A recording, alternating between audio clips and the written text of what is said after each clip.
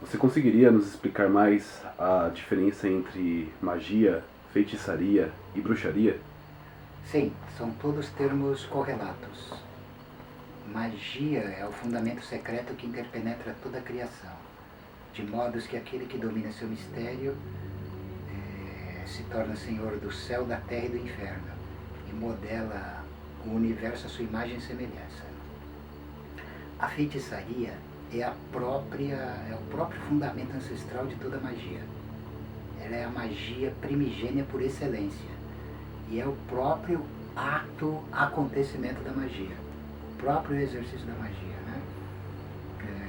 Recapitulando alguns dados, o termo vem de fatítio, que significa o ato de fazer com as mãos, ou o ato de tornar semelhante. Tornar semelhante o universo, a imagem e semelhança do feiticeiro, e tornar o universo submetido à onipotência do feiticeiro. Né? A bruxaria, ela é o próprio corpus de encarnação de todo o mistério sombrio da feitiçaria, em todo o tempo e para todos os espaços. Tá? A bruxaria vem do termo bruciare, que é a palavra, tem origem em latim, que significa queimar, arder. Né? E essa ardência tem a ver com o fogo secreto, o fogo oculto, que também é chamado de azote, que está no centro de toda a criação e também interpenetra tudo.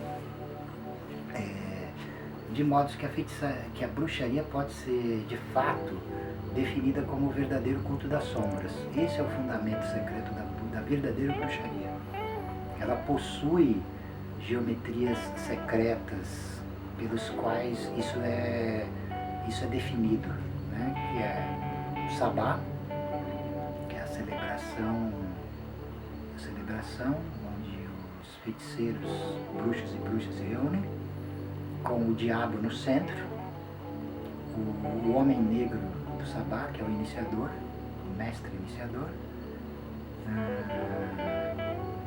Os covens podem variar em números, tá? Geralmente, tradicionalmente, é o número de 13. O número 13, que pode ser 12 feiticeiros e o homem negro do sabá, ou 12 feiticeiros e o homem negro do sabá, ou pode ser 6 bruxas feiticeiras e 6 bruxas feiticeiros e o homem negro do sabá. Ou pode variar também, pode ter menos ou mais em relação ao gênero, mas sempre nessa configuração secreta. Existem outras configurações mais secretas internas em relação a essa reunião que é chamada de coven, né? Que pode ser 8 feiticeiros também. E então essas geometrias secretas, que também inclui o mistério do sigilum diaboli e do stigmate diaboli, define a verdadeira bruxaria. Tá? A verdadeira bruxaria, ela é plenamente antinomiana. Ela vai contra as regras dos sistemas, seja sistema religioso, social, econômico, político, de modo que o feiticeiro, o bruxo, ele é sempre um fora da lei. Não existe essa história de bruxo politicamente correto. Se vocês ouvirem isso aí, descarta, isso é tolice, besteira e conversa fiada. Tá? Quem toma a trilha, esse caminho, tem que entender isso profundamente. Senão não existe, a essência não se apresenta ali. Né? Os ritos, por exemplo, xamânicos, porque assim, o xamanismo é feitiçaria pura, tá? É que por uma questão aí de convenção acadêmica, até, o termo feitiçaria, que era muito pejorativo, é substituído por um termo tunguso-siberiano, que é o xamã, a palavra xamã, né? Que é uma palavra que também que denota também inflamação, fogo, chama.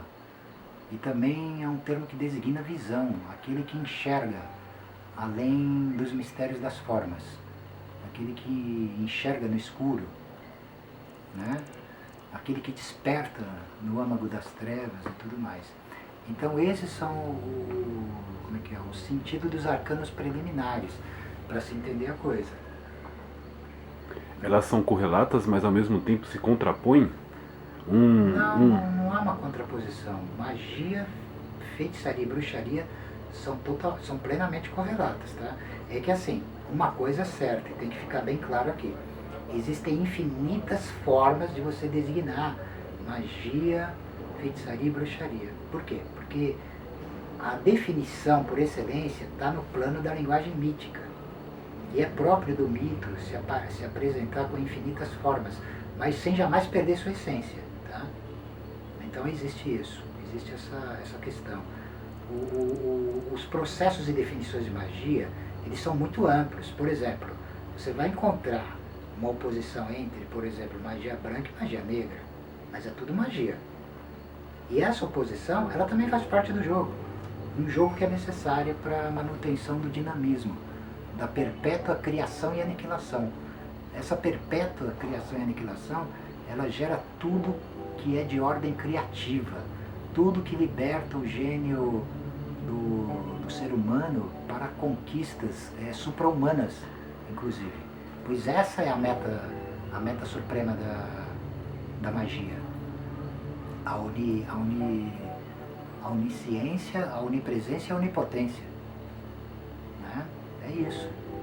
Ela é basicamente isso. Né? Então, assim, os termos são correlatos. Essas antinomias de caráter dialético fazem parte do jogo. Está plenamente justificado dentro do sistema. Aí existem círculos concêntricos e estágios de iniciação, aonde quanto mais profundo e mais elevado for, mais você se aproxima do centro, como é que é? Do inominável, do inefável, do ignoto. Né? Isso não tem como ser traduzido em termos verbais. Para isso existe a linguagem dos feiticeiros. A linguagem dos feiticeiros ela é uma linguagem obscura. Ela fala sem precisar falar. Se magia, feitiçaria e bruxaria são correlatos e são antinômicos, você conseguiria explicar para nós sobre esses três termos? Sim. Que, sem abordar palavras, como que você explicaria isso sem usar nenhuma palavra? Conseguiria fazer um gesto? Um gesto? Eu posso fazer qualquer gesto. Eu posso fazer o gesto da runa Hagal, por exemplo, com o sol negro no centro dela. O sol negro é o paroxismo supremo. O paroxismo supremo, ele tem a onipotência de trazer para o plano manifesto o que é invisível, inexistente. Ele pode aniquilar o mundo das formas, o mundo ilusório das formas. Ele pode tudo. Né? Esse é um exemplo. Tem tantos símbolos, tantas mudras, tantos Zigningar. Zigningar são gestos rúnicos feitos com as mãos. Né? Runa também. Runa significa sussurro. É a própria linguagem ofídica das sombras. É isso que define a linguagem de poder feiticeiro. Né? Isso tem a ver com mistérios ofídicos profundos. A serpente é o arcano supremo do caos, das trevas e do vazio. Aquele que domina as correntes ofídicas controla os espíritos. Aquele que controla os espíritos controla o universo, controla a Terra. É isso. Você falou que bruxaria, ela transcende a questão do certo e o errado. Sim. As noções de bem e mal, no âmbito da criação da civilização humana, foi uma forma pela qual o homem ele estabeleceu parâmetros de entendimento de uma coisa em detrimento da outra. Tá? As pessoas que não são iniciadas, não são despertas, não são bruxos nem feiticeiros, ou também que sejam de outras vertentes, eles estão sob o jugo do certo e do errado e do bem e do mal, das dualidades. Estão à mercê delas e têm que seguir as normas impostas por elas. Essas normas foram criadas lá nos primórdios dos tempos pelos reis feiticeiros, pelos xamãs, reis feiticeiros, que foram os caras também que estabeleceram esses totens e esses tabus. O totem ele é uma matriz de fundamentação sagrada. Ele é uma espécie de divindade, de Deus, que emana almas de determinadas famílias que formam clãs, né? Famílias que formam tribos, que formam clãs, que formam nações. Essas almas são nutridas, regulamentadas e reabsorvidas por esse totem. Né? Embora para essa multidão aí de indivíduos, eles caiam no coma da morte e reapareçam sem nenhuma consciência no processo cíclico e tal, o feiticeiro não, ele tem a consciência de ser a própria matriz, é o próprio totem. Então ele é imortal, ele apenas troca de pele. Né? Enfim, analisando a questão pela sua essência, é isso. Então, o feiticeiro, como ele não está à mercê da linguagem que define os fundamentos de bem e mal, ele está acima do bem e do mal. E ele tem o bem e o mal nas suas mãos. E ele pode fazer o bem e o mal. E ele nunca vai se ferrar. Por quê? Porque ele está no eixo do vazio. Ele está no estado incriado e inominado. Então ele pode interagir, ele pode matar, não vai acontecer nada com ele. Né? Ele não está nessas categorias que as religiões definem de recompensa e castigo. Né? O jugo cai nas costas dos adormecidos. E para além do bem e do mal? Para além do bem e do mal, você tem o campo de potencialidades e possibilidades infinitas. Você tem isso. É maravilhoso. É plenamente autojustificado. É uma coisa que é muito complicada das pessoas entenderem, porque elas estão condicionadas e a educação na qual elas foram condicionadas, principalmente religiosa, as põe inevitavelmente sob o tacão de alguma autoridade, de algum poder, né? Isso tudo bem, faz parte também, mas isso pode ser transcendido. Pelo menos para esses seres singulares aí que nós chamamos de feiticeiros, isso é plenamente possível. Né? Tem pessoas que rejeitam isso e por aí vai, ela vai pelo caminho dela. Né? Isso aqui, esse programa mesmo aqui, ele não é destinado aos rebanhos. Tem que ficar bem claro isso aqui. É um canal mais apropriado para aqueles que têm o sigilo de Abora marcado em suas carnes, em suas almas. A marca de Caim e tudo mais. Né? Para os outros não vai... Né? Podem se aproximar se estão, como é que se diz, desejando se emancipar, desejando deixarem de ser cordeiros, né? Conduzidos e tudo mais. É isso. Então é uma postura de regência, de autodomínio, tal. Uma profunda percepção da fundamentação realista da existência. Também não tem nenhuma mistificação, não.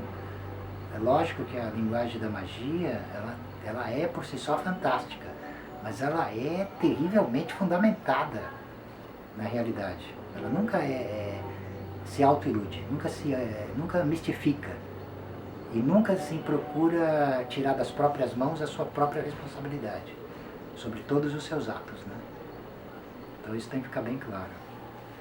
Isso vai ser explanado nos programas futuros. Nós estamos fazendo aqui um apanhado geral para ir definindo esses ditames, né? Coisas que eu já tenho falado aí em alguns programas e tal, mas aqui eu estou manejando a quintessência da coisa, sem censuras,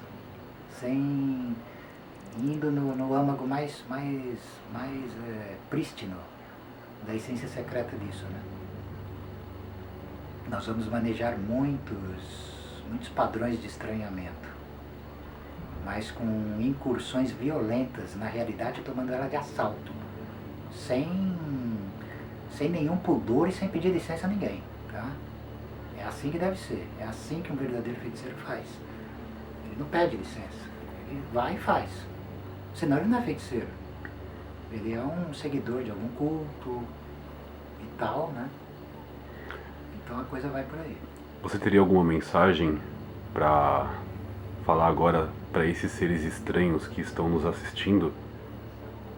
Tenho sim.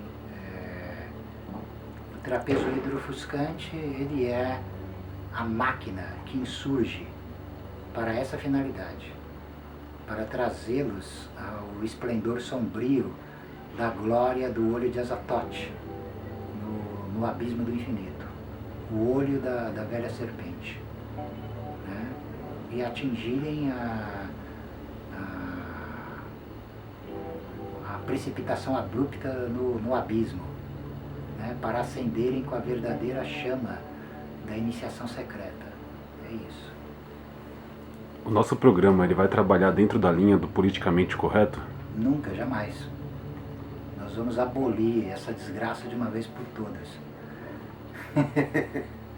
As piores correntes, como diz William Blake, são as correntes mentais, correntes forjadas pela própria mente. Então, não é possível, não há compatibilidade entre uma postura genuinamente mágica e uma postura do que é aí determinado pelo politicamente correto. Claro que nós vamos respeitar pessoas e tudo mais. Agora, os processos antinomianos de dissociação, eles são necessários. Eles são necessários para quem pretende seguir a trilha da arte arcana da feitiçaria, né? Então, é isso. Mas nós vamos fazer isso aqui com elegância, com espírito aristocrático, com espírito nobre, não tem nenhuma... Não vai ser desmistificado aqui totalmente essa ideia tola das artes negras e do caminho das sombras ser uma coisa pejorativa. Não. Aqui eu provo para vocês de maneira fundamental e cabal que esse mistério está para além de todas as limitações humanas, né? Ele não se compraz em misérias assim, medíocres, nada disso, é muito além, né? Então, nós vamos deixar bem claro aqui que o nobre caminho da mão esquerda, ele é um caminho de senhores, acima de tudo, né? Não compactua com essas mediocridades e tudo mais. O bem e o mal está nas nossas mãos, não o contrário. No campo da limitação, é nesse campo que nós concebemos os absurdos e as loucuras? Aí, assim, depende da maneira com que cada um lida com o absurdo e com a loucura. Tá? Assim, muitos sucumbem, muitos não aguentam, caem no suicídio.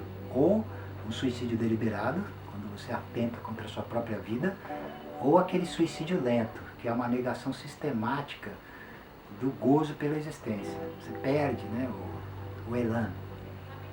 Então, assim, então existe uma escalada na qual você escala essa própria miséria.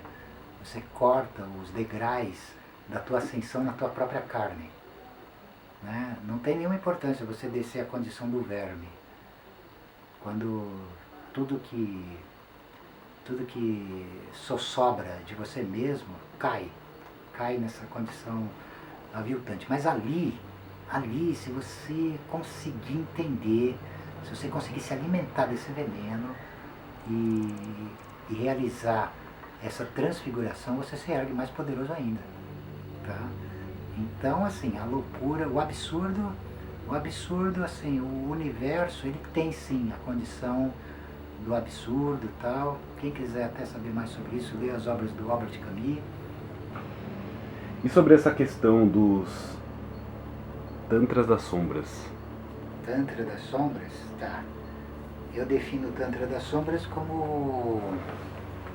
Tantra da Sombra eu defino como a quintessência do Tantra do caminho da mão esquerda. Tá? Então, isso aí tem uma origem aí muito antiga, que se perde na noite dos tempos, mas ela se define pelo sistema egípcio de feitiçaria, onde você tem o imutável masculino, né, copulando com o eterno feminino. Né? O eterno feminino no Egito Antigo é simbolizado pelo hieróglifo do trono. E o imutável masculino é o próprio Amon, por exemplo, sentando no trono de Isis, de Hathor, não importa. Sempre vai haver essa dinâmica, né? Por que Tantra das Sombras? E por que o sistema tântrico egípcio é o Tantra das Sombras? Porque ele emana da obscuridade e retorna à obscuridade. Basicamente, é sempre assim. Então você tem a cópula, por exemplo, do Sol negro com a Lua negra, do vazio com a não existência. Né? Então a cópula do vazio com a não existência, ela gera uma criança mágica conhecida como o filho do inconcebível. Né? Esse filho do inconcebível, ele designa o degolamento da razão diante do altar da loucura. Novamente aqui, repetindo esse conceito. Né? E aí, o corpo de mistério desse inconcebível se personifica na Terra e tem o domínio absoluto sobre todas as hóstias, né? Do conhecido e do desconhecido, domínio sobre demônios e deuses, sobre entidades e não entidades. Inclusive o domínio das forças opostas a esse próprio conceito. Tá? As forças luminosas que, por exemplo, se opõem a esse conceito estão dominadas por ele de qualquer maneira. O próprio ato do conflito é uma forma de servir a esse mistério. Tá? Isso aí está fundamentado no mistério de Set, tá? Porque Set ele é chamado de o estrangeiro dos estrangeiros. Então, ele é, dentro da tradição egípcia,